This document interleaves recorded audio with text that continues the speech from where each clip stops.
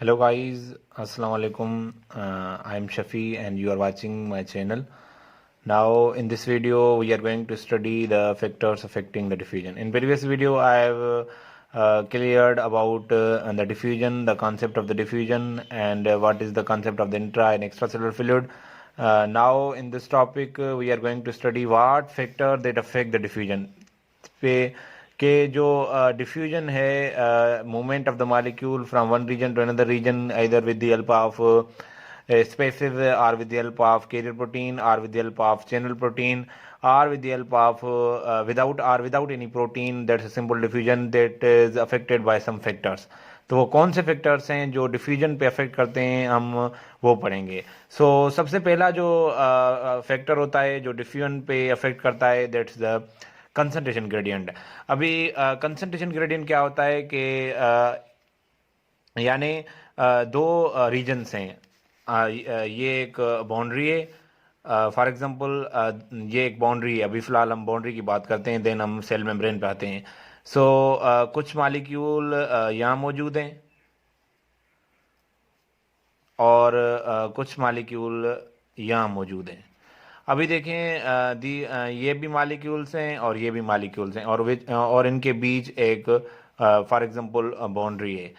आगे अगर हम यहाँ पे देखो मॉलिक्यूल ज़्यादा हैं और यहाँ पे मॉलिक्यूल कम हैं, तो यहाँ पे जो ज़्यादा मॉलिक्यूल हैं वो मूव करेंगे और एक दूसरे को स्ट्राइक करेंगे, दिस बाउंड्री को स्ट्राइक करेंगे. अगर इस बाउंड्री परमिएबल होगी इन मॉलिक्यूल्स के लिए, इनका मतलब अगर ये बाउंड्री इन मॉलिक्यूल को क्रॉस करने देगी तो ये मॉलिक्यूल इस ए साइड से बी साइड तक आ जाएंगे.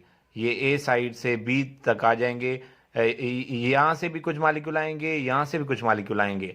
यहाँ फॉर एग्जांपल ये भी एक दूसरे के स्ट्राइक करेंगे और बाउंड्री से स्ट्राइक करके यहाँ आ जाएंगे, ये भी यहाँ आ जाएंगे.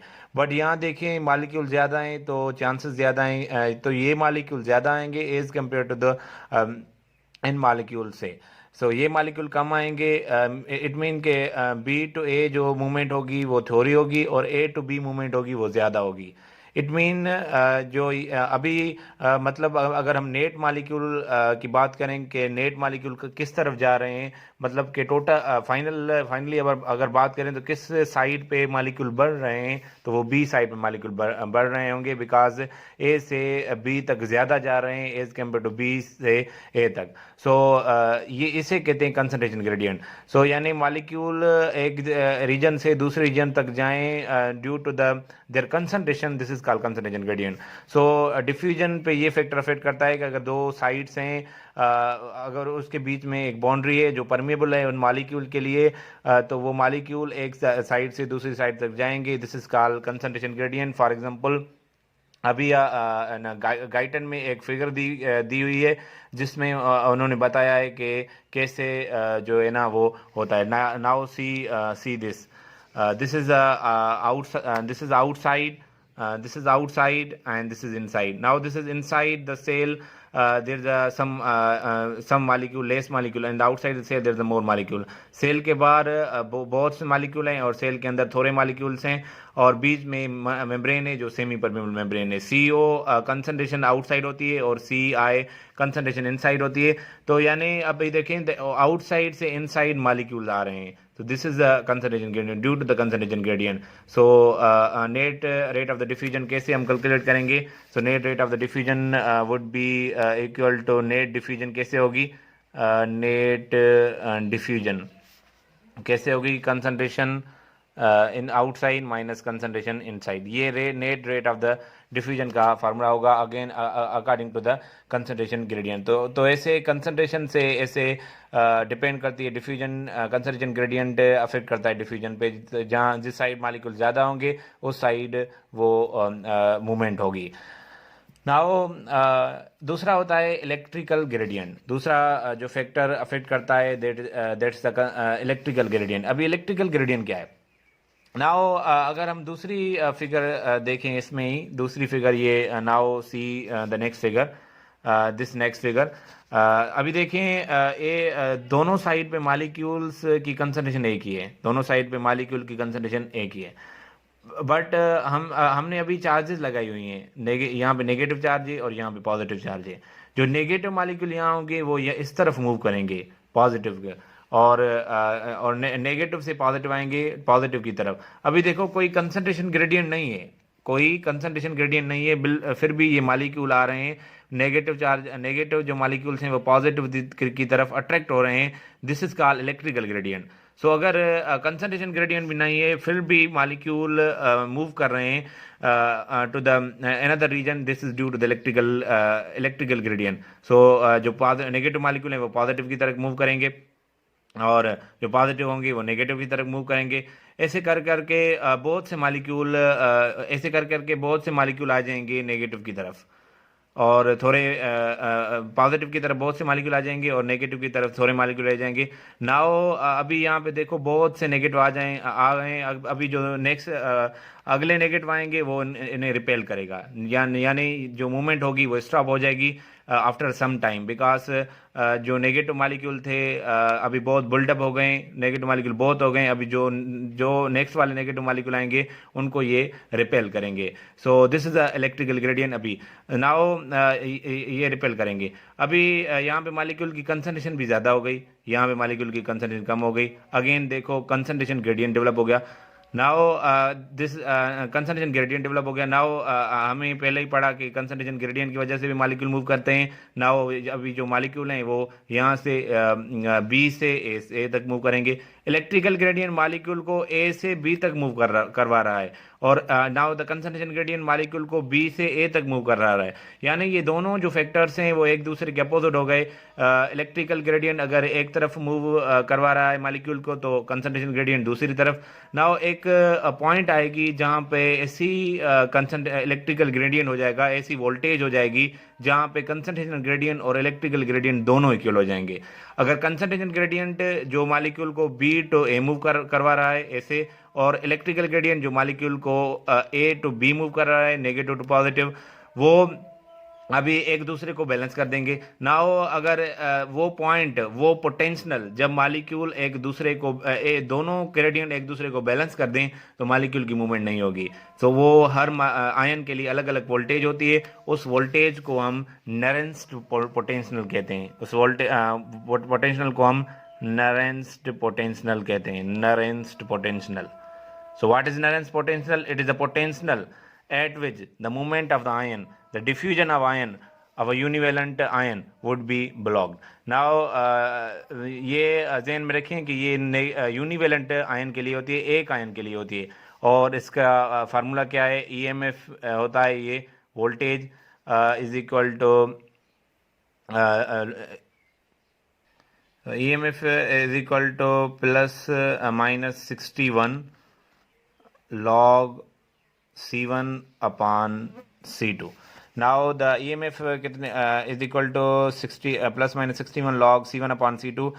नाउ C1 एक साइड की कंसंट्रेशन होगी और C2 दूसरी साइड की कंसंट्रेशन होगी, और 61 एक नंबर है। और हम अगर हमें दोनों साइड का डिफरेंस मालूम होगा C1 और C2 का, तो हम अगर दोनों साइड का C1 और C2 का डिफरेंस मालूम होगा तो हम ये रेशो मालूम कर सकते हैं। देन हम उनका लॉग लेंगे, देन 61 से मल्टीप्लाई करवाएंगे तो हमारी वो वोल्टेज आएगी, EMF आएगा, और उस वोल्टेज जो वैल्यू आएगा उस वोल्टेज को हम नरेंस पोटेंशियल कहते हैं। सो सोडियम के लिए अलग होता है, पोटेशियम के लिए अलग होता है। और इसका कॉन्सेप्ट क्या है कि जब वो पोटेंशियल आ जाएगी तो सोडियम की यानी मूवमेंट यानी डिफ्यूजन सोडियम की ब्लॉक हो जाएगी, because it will balance the concentration gradient and the electrical gradient. Electrical gradient और कंसंट्रेशन ग्रेडियंट एक दूसरे दोनों से ब्लॉक हो जाएंगे। सो कैसे हमने देखा कि कंसंट्रेशन ग्रेडियंट कैसे जो कैसे अफेक्ट कर रही थी और इलेक्ट्रिकल ग्रेडियंट कैसे अफेक्ट कर रहा था, हमने ये देख लिया। अभी कंसंट्रेशन ग्रेडियंट कैसे अफेक्ट और इलेक्ट्रिकल ग्रेडियंट कैसे अफेक्ट, हमने ये सारा देख लिया। अभी हम बात करेंगे कि व्हाट इज ऑस्मोसिस। ऑस्मोसिस क्या होती है और किस तरह ऑस्मोसिस का कॉन्सेप्ट होता है। अभी नाउ पहले ऑस्मोसिस से पहले हम तीसरा फैक्टर डिस्कस करें, that's the pressure difference.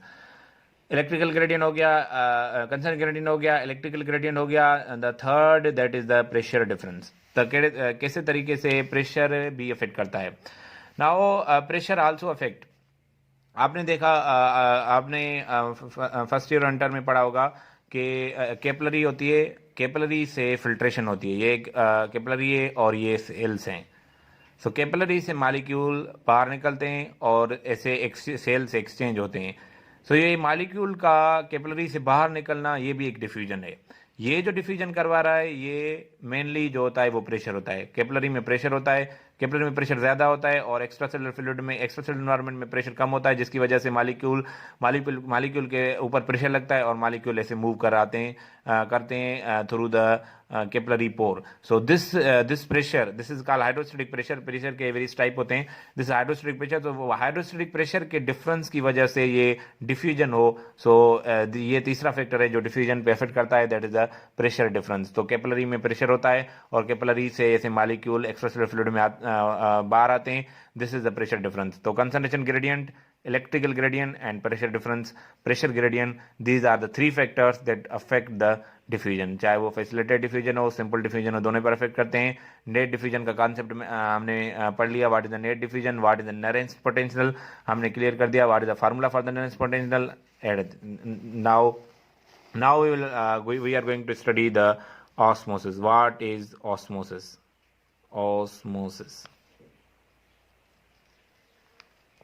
Osmosis पढ़ेंगे। ऑस्मोसिस जैसे हम डिफ्यूजन पढ़ी, तो diffusion is a movement of the molecule from the region of the higher concentration to the region of the lower concentration again through the semi permeable membrane. ऐसे ही osmosis net movement of the water होती है। ये movement water की movement होती है, net movement of the water, net movement of water, ये water की नेट मूवमेंट होती है। तो osmosis is actually the net movement of the water. Osmosis is actually the net movement of the water across the semi-permeable membrane from the region of the higher concentration to the region of the lower concentration is called osmosis। अभी हम net का word इस्तेमाल क्यों कर रहे हैं? For example, so now यहाँ पे आप देख सकते हैं कि वाटर मॉलिक्यूल की कंसंट्रेशन इस साइड पे ज़्यादा है और इस साइड पे वाटर मॉलिक्यूल कंसंट्रेशन कम है और सोडियम क्लोराइड की solution, it mean sodium chloride भी है और वाटर भी है। और बीच में ये जो मेम्ब्रेन है ये सिर्फ और सिर्फ वाटर से परमेबल होती है और सोडियम क्लोराइड से परमेबल नहीं होती। It mean it is a semi permeable membrane only for the water. तो अभी वाटर की कंसंट्रेशन यहाँ कम है और यहाँ ज़्यादा होगी। अगेन डिफ्यूजन वाला कॉन्सेप्ट होगा कि वाटर यहाँ से यहाँ भी मूव करेगा, यहाँ से यहाँ भी मूव करेगा, बट वाटर तो NaCl सॉल्यूशन है, जो वाटर मॉलिक्यूल कंसंट्रेशन ज़्यादा होगी तो कंसंट्रेशन ग्रेडियंट ज़्यादा है, तो वाटर मॉलिक्यूल जो नेट डिफ्यूजन होगी वो वाटर टू NaCl होगी। So this net movement of the water from the region of the higher concentration of the water to the region of the lower concentration of water against the through the semi-permeable membrane, this is called diffusion, or this is called osmosis। तो osmosis क्या है? This is a net movement of the water from the region of the higher concentration to the region of the lower concentration is called osmosis। अभी normal हमारी body में जो RBC होता है उसमें नॉर्मली जो वाटर है वो मूव नहीं करता। इट मीन हमारी बॉडी में नॉर्मली ऑस्मोटिक इन्वायरमेंट होता है। ये मतलब अगर ये RBC है तो इसमें नॉर्मली ऑस्मोटिक इन्वायरमेंट होगा, इससे वाटर इन और आउट नॉर्मली नहीं होता। अगर बार हाइपोटोनिक सॉल्यूशन हो गई, इट मीन्स द वाटर की इट मीन के वाटर की कंसंट्रेशन बार बढ़ गई, हाइपोटोनिक सॉल्यूशन हो गई, ऑस्मोटिक प्रेशर उसका डिक्रीज हो गया, तो water inside the RBC move करेगा, जिसकी वजह से RBC स्वेल होगा और रप्चर होगा, जिससे हमारी बॉडी को नुकसान हो सकता है। RBC रप्चर होगा, हमारी बॉडी को नुकसान होगा। सेम अगर बॉडी हमारी हाइपोटोनिक हो गई, बाहर सॉल्यूशन ज़्यादा हो गई, वाटर कम हो गया, तो वाटर RBC से बाहर निकलेगा और जिसकी वजह से RBC श्रिंक हो जाएगा और RBC की अगेन शेप चेंज हो जाएगी और गैस एक्सचेंज सही तरीके से नहीं होगी। सो इट मीन हमारी बॉडी में नॉर्मली वाटर की थ्रू द RBC डिफ्यूजन नहीं होती, ऑस्मोसिस नहीं होती, कुछ कंडीशंस में होती है। और जब कंडीशन में होती है तो वो मैंने बता दिया कि कैसे higher concentration lower concentration water move करता है through the semi permeable membrane normally, और बॉडी में आइसोटोनिक एनवायरनमेंट होता है। So this is the process of the net movement of the water from the region of the higher concentration to the region of the lower concentration across the semi-permeable membrane. This is called osmosis। Now what is the concept of the osmotic pressure? Osmotic pressure क्या है? Now what is the concept of osmotic pressure? Osmotic pressure का concept क्या है? अभी हम पढ़ेंगे कि osmotic pressure का कॉन्सेप्ट क्या है। पहले तो ऑस्मोटिक प्रेशर की डेफिनेशन क्या है कि osmotic pressure is the pressure that is required to block the osmosis. Osmosis को ब्लॉक करने के लिए ये प्रेशर होता है। यानी वाटर की मूवमेंट को ब्लॉक करने के लिए ये प्रेशर होता है। इसका कॉन्सेप्ट ये है कि the pressure that is the solution exert to block the osmosis, to stop the osmosis is called osmotic pressure. For example Guyton में ये एक पिक्चर दिखाई गई है, now see, now this is water and this is a solution. So again आपको पता है कि जब सिर्फ वाटर होगा, प्योर वाटर, तो वो हाइपोटोनिक सॉल्यूशन है, उसमें वाटर की कंसंट्रेशन ज़्यादा है as compare to the solution. Solution में वाटर की कंसंट्रेशन लो है। तो वाटर मूव करेगा from the region of the higher concentration to the region of the lower concentration, it mean from the B to A. जब water move करेगा from B to A, जब enough water move करके आएगा from B to ए, तो ये जो solution है, या ये सॉल्यूशन है, ए वाली सॉल्यूशन है, तो सॉल्यूशन के पार्टिकल वाटर पर एक प्रेशर एक्सर्ट करेंगे, एक फोर्स एक्सर्ट करेंगे, जिसकी वजह से ये मूवमेंट ब्लॉक हो जाएगी। This pressure exerted by the solution to block the osmosis, water की ऑस्मोसिस को ब्लॉक करने के लिए ये पार्टिकल एक प्रेशर क्रिएट करेंगे, जिसकी वजह से मॉलिक्यूल यहाँ से नहीं बल्कि इवन यहाँ से ऐसे मॉलिक्यूल मूव करेंगे। This pressure that is required to block the osmosis, this pressure is called osmotic pressure. Now osmotic pressure जो होता है वो mass of the particle पे डिपेंड नहीं करता, mass of particle पे डिपेंड नहीं करता। किस चीज पे डिपेंड करता है? that depend upon the number of particles। ये number of the particle depend करता है, मास ऑफ द पार्टिकल पे डिपेंड नहीं करता। अभी इसका कैसे समझें mass of particle, number of the particle, कि जितने पार्टिकल ज़्यादा होंगे उतनी ज़्यादा ऑस्मोटिक प्रेशर लगेगा, उतने ज़्यादा। अभी ये फिगर देखें आप कि देखो, जितने मॉलिक्यूल ज़्यादा होंगे उतना ज़्यादा वो प्रेशर एक्सर्ट करेंगे और उतनी वाटर की ऑस्मोसिस उतनी ब्लॉक होगी। It mean the number of the particle matter. जितना ज़्यादा नंबर होगा उतना वो ज़्यादा स्ट्राइक करेंगे और उतनी ज़्यादा प्रेशर लगेगा। नाउ कैसे मास ऑफ द पार्टिकल पे डिपेंड नहीं करता, वो अभी हम वो देखेंगे। अभी प्रेशर है क्या? प्रेशर वाल से strike the force exerted by molecule on a unit area, मतलब कि एक मॉलिक्यूल है, वो कितना फोर्स एक्सर्ट कर रहा है इस मेम्ब्रेन पर, ये उसका प्रेशर होगा, ये उस मॉलिक्यूल का प्रेशर होगा। ऐसे दूसरा मॉलिक्यूल, ऐसे तीसरा मॉलिक्यूल, ऐसे हम एवरेज प्रेशर लेते हैं कि टोटल मॉलिक्यूल कितना जो है ना फोर्स एक्सर्ट कर रहे हैं उस membrane. This is called osmotic pressure. के number of the molecule, this is called pressure, the number of the molecule striking the unit area, the force exerted by molecule on the unit area is the pressure. So जितने particle ज़्यादा होंगे उतना ज़्यादा force exert करेंगे unit area पर, उतना ज़्यादा pressure होगा नंबर ऑफ द पार्टिकल। अभी देखेंगे कि मास ऑफ द पार्टिकल पे किसे डिपेंड नहीं करता ऑस्मोटिक प्रेशर। फॉर एग्जांपल हमने पढ़ा है कि काइनेटिक एनर्जी कितनी है, कैसा फार्मूला है, mv²/2। इट मीन अगर पार्टिकल का मास कम है और तो वेलोसिटी ज़्यादा होगी तो वो ज़्यादा स्ट्राइक करेगा। इट मीन स्ट्राइक वो जल्दी से करेगा और प्रेशर एक्सर्ट करेगा। अगेन द सेम मॉलिक्यूल जिसका मास लार्ज होगा बट वेलोसिटी थोड़ी होगी तो काइनेटिक एनर्जी अगेन सो वो मॉलिक्यूल की काइनेटिक एनर्जी सेम होगी। अभी एक मॉलिक्यूल है जो लार्जर है तो उसकी वेलोसिटी कम, जो स्मॉलर है तो उसकी वेलोसिटी ज़्यादा। ऐसे करके उन दोनों की काइनेटिक एनर्जी इक्वल होगी। अगर काइनेटिक एनर्जी इक्वल होगी तो वो जो कोई स्ट्राइक करेंगे वो प्रेशर भी इक्वल लगाएंगे, जो मूवमेंट होगी वो भी इक्वल होगी। जो काइनेटिक एनर्जी जो इक्वल होगी तो ऑस्मोटिक प्रेशर भी इक्वल होगा। तो इस कॉन्सेप्ट से हमें ये पता चलता है कि ऑस्मोटिक प्रेशर जो है वो नंबर ऑफ द पार्टिकल पे डिपेंड करता है, न कि मास ऑफ द पार्टिकल पे। मास ऑफ द पार्टिकल पे डिपेंड नहीं करता बल्कि नंबर ऑफ द पार्टिकल पे डिपेंड करता है, मास ऑफ द पार्टिकल पे डिपेंड नहीं करता osmotic pressure. Now what is osmolality? Now topic पढ़ता है osmolality. Osmolality. What is osmolality? Osmolality क्या है? What is the concept of the osmolality? Osmolality का concept क्या है कि now अगर एक मॉलिक्यूल है, फॉर एग्जांपल ग्लूकोज एक मॉलिक्यूल है, हम नाउ इसका मॉलिक्यूलर वेट कितना है ग्लूकोज का? 180 ग्राम। 180 ग्राम इसका मालिकुलर वेट है, ये इसका 1 मोल है, 1 मोल। सो ये 1 मोल, और ग्लूकोज डिसोसिएट नहीं होता तो इसका ये 1 ऑस्मोल भी हम इसे कह सकते हैं, 1 ऑस्मोल।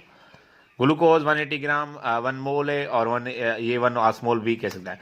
तो ऑस्मोलैलिटी क्या होती है कि number of the osmoles per KG.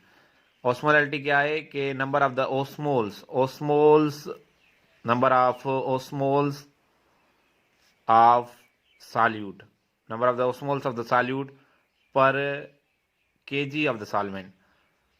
It mean अगर सॉल्वेंट वाटर है तो number of the osmoles of the glucose per kg per kilogram of the water is called osmolality. Now अगर मॉलिक्यूल अनडिसोसिएटेड, मतलब glucose dissociate नहीं हो सकता, glucose एक molecule एक ही होगा, तो उसका मोल और ऑस्मोल इक्वल होंगे, उनके मोल और ऑस्मोल इक्वल होंगे।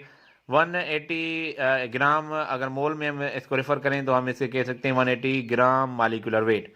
तो इसका 180 ग्राम मॉलिक्यूलर वेट होता है, ये gram molecular weight, 180 gram molecular weight, यानी वन ग्राम मॉलिक्यूलर वेट यानी 1 mole. This gram molecular weight is a mole, यानी 1 मोल और 1 gram molecular weight 1 osmole 180 gram, ये ग्लूकोज के लिए। इट मीन ग्लूकोज डिसोसिएट नहीं हो सकता। अगर जो मॉलिक्यूल डिसोसिएट हो सकता है वो NaCl फॉर एग्जांपल, अभी ये डिसोसिएट होगा तो ये Na अलग हो जाएगा प्लस Cl अलग हो जाएगा, तो ये 1 मोल से 2 ऑस्मोल निकलेंगे। सो इस एग्जांपल में ये होगा कि 1 मोल 2 ऑस्मोल के इक्वल होगा, तो 1 मोल 2 ऑस्मोल के इक्वल होगा। क्लियर है कि अगर ग्लूकोज जो है वो डिसोसिएट नहीं हो सकता तो इसका 1 मोल जो है वो कितना है 180 ग्राम, और 1 ग्राम इक्वल ग्राम मॉलिक्यूलर वेट यानी 1 मोल, ये दोनों एक चीज़ है, मोल और ये दोनों एक चीज़ होती हैं। तो 1 मोल 1 ऑस्मोल है, बिकॉज ये डिसोसिएट नहीं हो सकता। जो डिसोसिएट हो सकता है उसके लिए 1 मोल 2 ऑस्मोल हो सकते हैं, बिकॉज वो अगर डिसोसिएट हो गया तो वो 2 पार्टिकल्स बनाएगा, और हर पार्टिकल अलग अलग जो है वो फोर्स एक्सर्ट करेगा कि तो 1 मोल 2 ऑस्मोल के लिए इक्वल होगा। जो पार्टिकल डिसोसिएट हो सकता है for example ionic compound, usually sodium chloride dissociate होगा, और ग्लूकोज के लिए ऑस्मोलैलिटी है क्या, number of the particle, number of the osmole पर of the solute per kg of the solvent is called osmolality. Now normal osmolality कितनी होती है ब्लड की, normal osmole extra cellular intracellular fluid की वो कितनी होती है, वो 300 मिली ऑस्मोल होती है, मिली ऑस्मोल। इट मीन ऑस्मोल का 1/1000 टाइप पार्ट पर KG. So this is a normal osmolality. This is a normal osmolality of intra and extracellular fluid. तो normal osmolality of the intra and extracellular fluid कितनी है, normal osmolality of the intracellular और extracellular fluid कितनी है, 300 milli osmole per litre, 300 milli osmole per litre normal osmolality होती है intra और extra cellular fluid की। नाउ व्हाट इज ऑस्मोलैरिटी हमने पढ़ा ऑस्मोलैरिटी। नाउ ऑस्मोलैरिटी ये होती है ऑस्मोल्स पर लीटर ऑफ द सॉल्वेंट, उसमें केजी ऑफ द सॉल्वेंट था, इसमें लीटर ऑफ द सॉल्वेंट है, यानी ऑस्मोल पर लीटर, उसका था ऑस्मोल पर केजी, ये ऑस्मोल पर लीटर। और यूजुअली ऑस्मोलैलिटी हम मालूम करते हैं, ऑस्मोलैलिटी हम यूजुअली प्रैक्टिकल में यूज़ करते हैं, ये बस हम थ्योरेटिकल में पढ़ते हैं what is osmolality.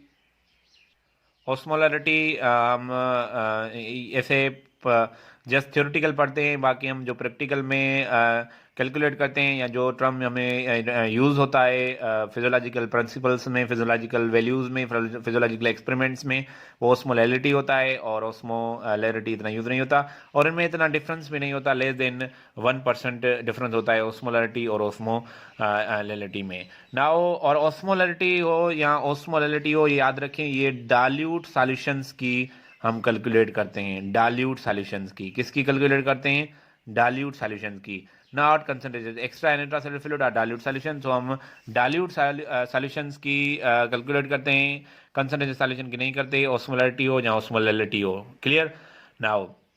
Now milli osmole भी क्लियर हो गया कि मिली ऑस्मोल क्या होगा, 1/1000 of osmole, 1/1000 of 1 osmole per kg solvent, this will be equal to 1 milliosmol. ये भी क्लियर है कि 1 milliosmol क्या होता है. नाउ कितना प्रेशर एग्जर्ट होगा इस 300 ऑस्मोलरिटी से, कितना ऑस्मोटिक प्रेशर एग्जर्ट होगा, अभी हम वो कैलकुलेट करेंगे. हमें अगर 1 ऑस्मोल हो, अगर 1 आसमोल हो तो वो कितना प्रेशर एग्जर्ट करता है. 1 आसमोल प्रेशर एग्जर्ट करता है 19300 मिलीमीटर मरकरी. तो 1 आसमोल इतना प्रेशर एग्जर्ट करता है. 1 आसमोल जो होता है वो इतना प्रेशर एग्जर्ट करता है 19300 मिलीमीटर मरकरी. नाउ अगर 1 मिली आसमोल हो, 1 मिली आसमोल, तो इससे हम 1000 से डिवाइड करेंगे. That would be equal to 19.3 millimetre mercury. So 19.3 millimetre mercury 1 milli osmole लगाएगा. 1 आसमोल से कितना osmotic pressure, 19300 millimetre mercury. 1 milli osmole से कितना osmotic pressure, 19.3 millimetre mercury. Now हमारे नॉर्मल ऑस्मोलैलिटी कितनी थी, 300 मिली आसमोल. 300 मिली आसमोल थी normal osmolality of the intra and extra cell fluid. So वो कितनी होगी, इससे हम इसको 300 से मल्टीप्लाई करेंगे. 19 × 300 वो हमारा आएगा कोई 57. नाउ अगर हम 300 मिली आसमोल को देखें कि कितने प्रेशर एग्जर्ट करेगा, तो वो हम 19.3 को 300 से मल्टीप्लाई करेंगे, जिसका आंसर आएगा 5790. ये से माइनस नहीं है, 57990 मिलीमीटर मरकरी. ये कैलकुलेटेड वैल्यू है. जो एक्चुअल वैल्यू है वो 5500 मिलीमीटर मरकरी है. ये डिफरेंस क्यों है, ये डिफरेंस इस वजह से होता है कि कुछ मालिक्यूल लाइक NaCl जो होते हैं वो कंप्लीटली डिसोसिएट होते हैं, बट उनके बीच में फिर से इंटरेक्शंस होती हैं, जिसकी वजह से वो अगेन एक दूसरे को अट्रैक्ट करते हैं और अगेन NaCl बन जाता है, जिसकी वजह से कुछ आसमोल जो 2 थे वो 1 आसमोल में कन्वर्ट हो जाता है. इसकी वजह से ये डिफरेंस आता है. सो एक्चुअल जो वैल्यू है osmotic pressure of 300 milli osmole per litre वो 550 मिलीमीटर मरकरी है. This is all about the osmosis. This is all about the osmotic pressure, osmolality and तरीके से किस तरह से ऑस्मोलैलिटी होती है और ऑस्मोटिक प्रेशर उसका कितना होता है. हमने डिफ्यूजन वगैरह भी पढ़ी सारी. अभी हमारा जो नेक्स्ट वीडियो है वो है एक्टिव ट्रांसपोर्ट, उसके type. So please like, share and subscribe. Stay tuned with me so that you cannot miss any video from my channel. Thank you.